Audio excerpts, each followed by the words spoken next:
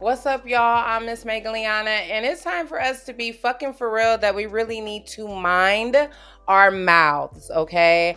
And I'm not just saying that from watch what you say, just because it's pretty much to the point where it's a cancel war right now.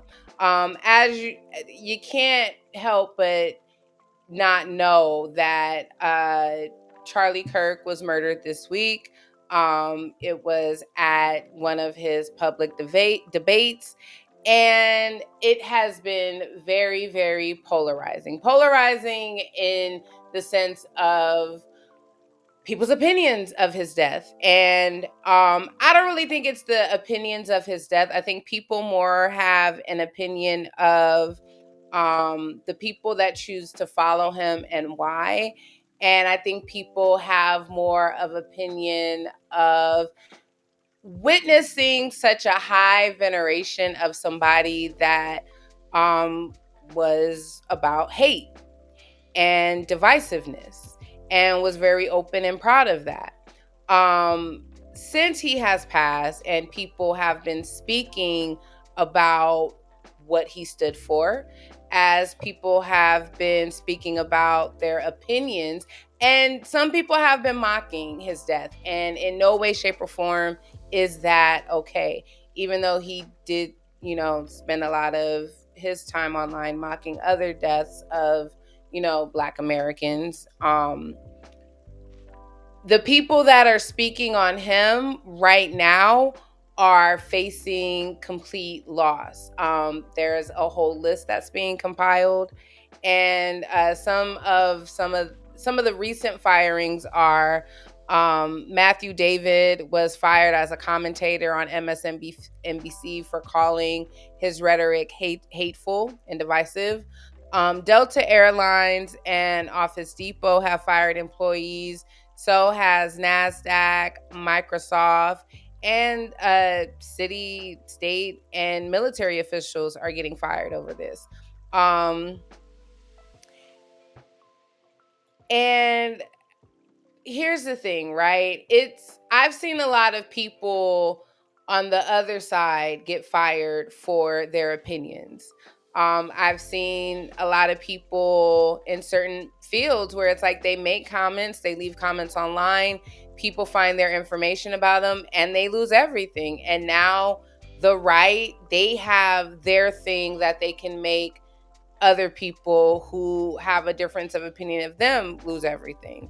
I'm shocked that the left is mad that we are playing by their game. They created cancel culture and we are now playing by their rules and they can't stand it. In reality, it's just consequence culture. They're finally learning consequences to their actions. We're holding them accountable.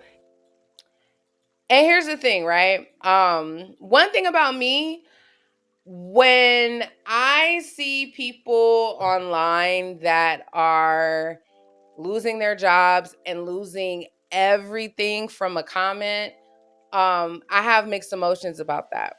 And I have mixed emotions about that because I think that, yes, people need to be held accountable for the shit that they say, right?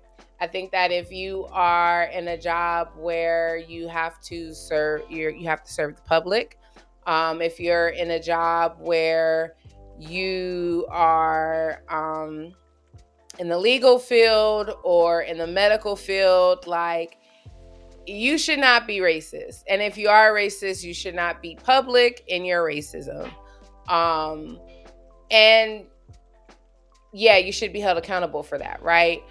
But it bothers me how easy it is to dox people and find everything about them online. And I've even seen some posts and things where people have completely found somebody's address and just their whole life off of one comment. And that shit is weird to me. It's weird to me that people have that much time on their hands. It's weird to me that people can just ruin people's life in the click of a button. I do think people need to watch their mouths, but I think that The internet has created a safe space for people to say the most vile things. And a lot of the extreme talk comes from the people up top.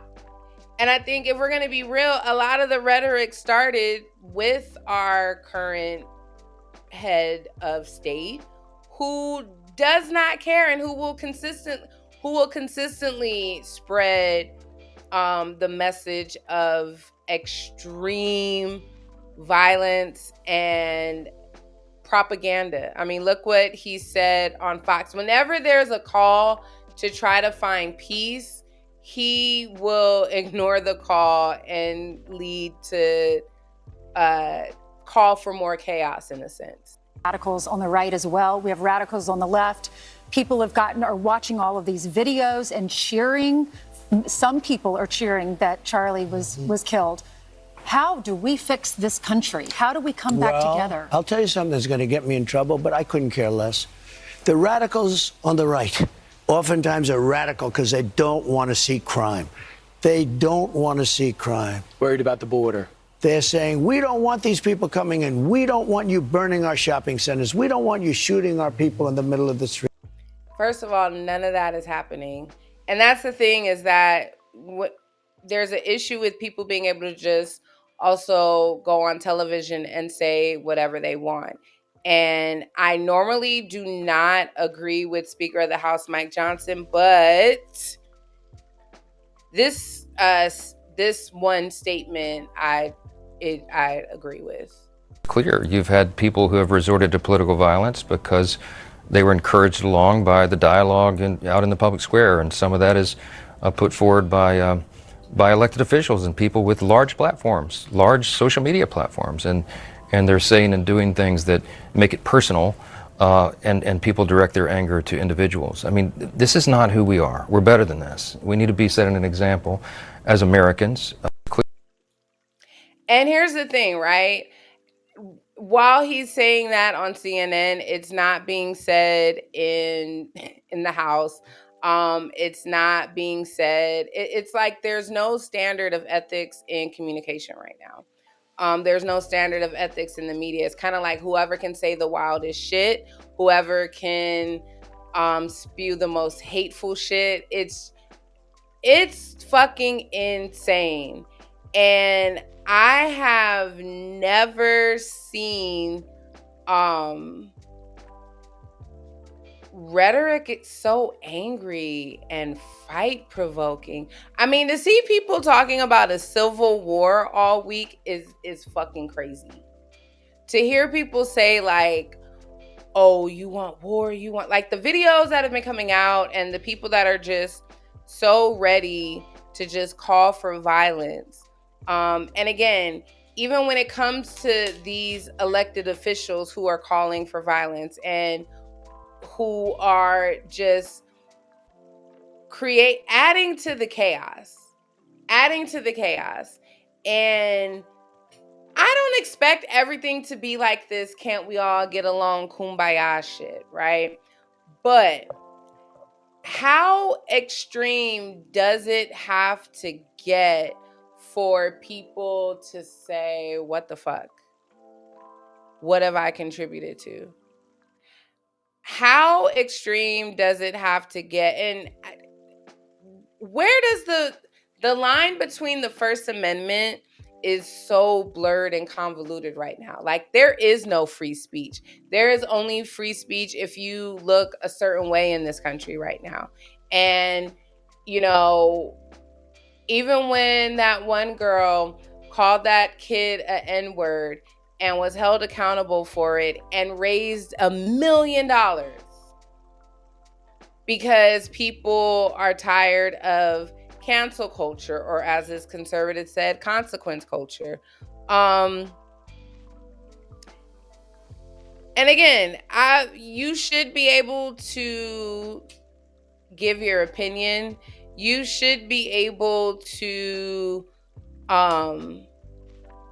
give an assessment and off what you observe, but the hateful rhetoric, like the First Amendment doesn't give anybody the right to just spew hate. And right now we're just witnessing a state where everybody can just say whatever the fuck they want, and it's the most vile shit. And it's bad when even Dr. Umar had to call on, and people were upset that Dr. Umar, said that it's unacceptable to be mocking someone's murder. And it is. It's not okay. It wasn't okay when Charlie Kirk mocked George Floyd. But in the midst of it, it's not okay for people on the left to do it in turn. Like, I saw some posts where I was just like, how are people laughing at this shit? Like, the problem is we lack empathy. There's a huge lack of empathy now. And that goes for everybody on both sides, left or right. But I think the problem is, and I don't even want to get too into, who did what, because it's kind of like white on white crime right now. Like, these are it's looking like these are two right groups. And one was mad at the other for not being extreme enough or racist enough. I don't know. It's a lot. But politics should not equate violence. Like, when the lawmaker and her husband were murdered in their house this year, just in June. There was a story today of a representative or a lawmaker who someone tried to set them on fire. I remember when someone broke into Nancy Pelosi's house and they beat her husband with a hammer. Politics should not get you killed. And I've said that before. I also think part of the issue, not even the issue, I think right now we need to focus more on community leaders. Like, this person is being virinated because to them, he's their political activist, right or wrong. Like, he's their person. He is. It's weird. It's crazy. I never in a million years thought I would see somebody who promoted so much negativity even get flags flown at half staff for them. It says a lot about the country and the leaders of this country right now. But ever since Martin Luther King was assassinated, Malcolm X, Huey P. Newton, Fred Hampton, Medgar Evers, as a people, when we lost those leaders, when our political leaders were assassinated, no one stepped up to replace them. And I think that that's the one thing we need right now. We need community leaders. And I've said it before on other episodes, in other videos. We need community overall. There is a need for community right now. But in that need for community and coming together, not even just talking about politics, we need community leaders to structure and bring us together. And it's not just about, fighting for equality anymore. I think it's more about really getting an understanding and togetherness and community organization, sharing of resources, sharing of knowledge, sharing of services. I think that the left and right, this whole left and right thing, I think it's its own issue within itself. Honestly, I think if we did away with the two political parties and just fucking started all over, that might be what we need. Because again, the left and the right, I think it's its own civil war that, like, Black people need to be left out of, that people of color need to be left out of. When you look at what's happening in the Latino communities and ICE, when you look at the militarization in the States and how from what happened in Los Angeles to DC, then it was going to be Chicago, and now it's going to be Memphis. I think that we can't lose the plot. And we can't lose the plot in just getting caught up in these online wars. I think we're going to see a lot of things that may not seem to be fair. And I think that we just have to pick and choose our battles and pick and choose what we give our energy to on the internet. And I think we need to pick and choose and be mindful of what we say, because this ain't our war. This ain't our war. And it's one of when Michelle, this is one of those times where we have to remember why Michelle Obama said, when they go low, we go high. Because some shit, we don't need to mimic their behavior. There are some instances that I truly believe that it's not worth stooping to someone's level of stupidity, of ignorance, of just being shitty. Sometimes you gotta let other people have it. And with that being said, mind y'all mouths. Be mindful of what you post. Be mindful of what you say.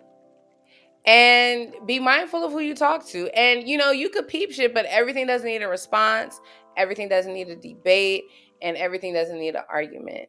And with that being said, I'm Miss Megan Liana, and I'm going to see y'all next time on Be Fucking For Real.